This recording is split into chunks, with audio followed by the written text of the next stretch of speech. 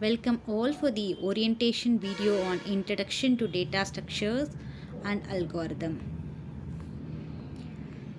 The prerequisite of this subject will be the basic programming concept in C that you might have studied in the first semester and the basic concepts in mathematics. By completing this course, we'll be able to acquire the following knowledge. First, CO outcome will be you will be capable of identifying the different data structures in C programming language. The second course outcome will be you will be capable of appraising the use of data structure. You will be capable of applying that use of data structures in problem solving technique. And third CO course outcome will be you will be capable of implementing data structures using C programming language.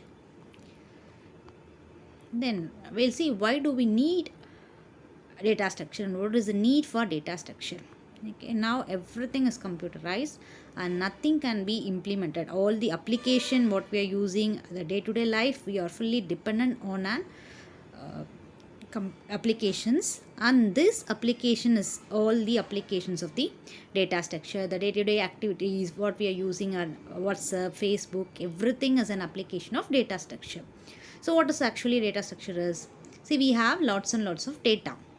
Okay, only when you organize those data into an sequential order, if you have an ordering, when you follow the ordering of datas, and when you give an arrangement of that data will be converted into an application.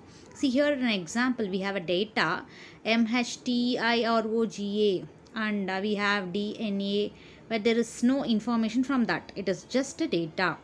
When do you convert this into an information? While you arrange this data. Okay, that is what data structure is. You're going to order the data, you're going to arrange the data to convert it into an useful information. Here the data is not organized, it is unorganized data, and we are not capable of refining the information from that. Okay, this is what, when you don't have data structure, you will not be able to convert a data into an information, or you will not be capable of converting a data into an application. See, now when you implement a data structure in the above data, when you organize that alphabets and you arrange that alphabet in order, now it is converted into an useful information. It is converted into an information, that is introduction to data structures and algorithm. So that is what data structure is. When you follow a sequential ordering of a data, that will be converted into an useful information, and in turn it will be converted into an useful application. Take the application what we use, either a Facebook or WhatsApp.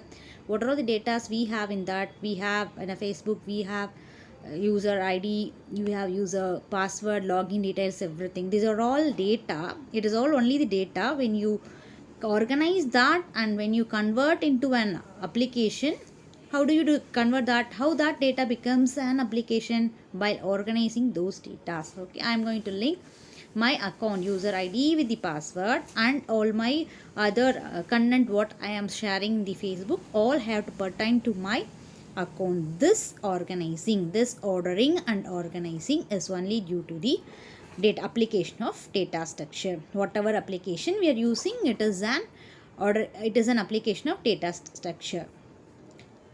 The other example is an online banking. When you go with net banking, what all the data you have in that? You have account number, you have account holders details, and you have IFSC code. These are all the data. Only when you organize and link all those data, that becomes an application. This is what the need. It is a need for a data structure. So what is the need? Ultimate need for a data structure?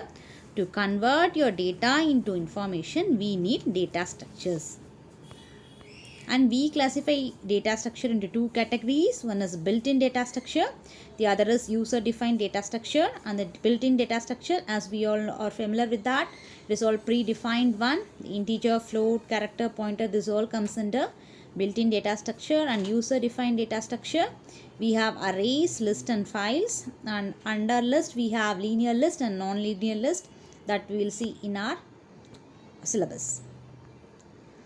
Okay, and we have 5 modules. In the first module will be the introduction to C. Under that we have introduction to C, constant variables data type, followed by input output operations. Then you have operators and expression. Then you have control statements, arrays, strings, built-in function, and you have user defined function, structures, unions and pointer in the first module. And the second module you have algorithms, asymptotic notations, and the basic introduction to data structure, and what are the types of data structures we have and how do we implement arrays using data structure. This all comes in the second module. And in third module we have linked list. Under linked list we have singly linked list, doubly linked list, circularly linked list, and we'll see what is the advantage of linked list. Then we have that is followed by a disadvantage of linked list and what are the applications of linked list, followed by stacks, application of stacks. And the fourth module is data structure, which is queue, and we'll see what is queue, how to implement a queue, and what are the applications of queue, and what are the operations we have in queue will be discussed in the fourth module. And the fifth module we have graph, sorting algorithm, and searching. These are all the 5 modules that we have in the subject data structures and algorithm. And the textbook for this subject will be Data Structures Using C, written by Balagurusamy, and McGraw-Hill Education is the publication of that, and it is 2013 publication. And the reference book is Elise Horowitz and Sartaj Sahni. The title of that book is Fundamentals of Data Structure, and the second edition, and followed by Seymour Lipset. The title of the book is Data Structures, and it is a Tata McGraw-Hill's publications, and 2014 edition. And the question paper pattern is of 100 marks, and each module you will have 20 marks, and totally we have 10 question, either or choice, and we have a maximum of 4 sub questions, and from each module you will be getting 1 question. Each module will be having 2 questions which are of either or choice, and you have subdivisions for that, and you are supposed to attend either or choice question from each and every module. And the total mark will be proportionally reduced to your 60 mark, which is a semester end examination, and your 40 marks will be your internal marks.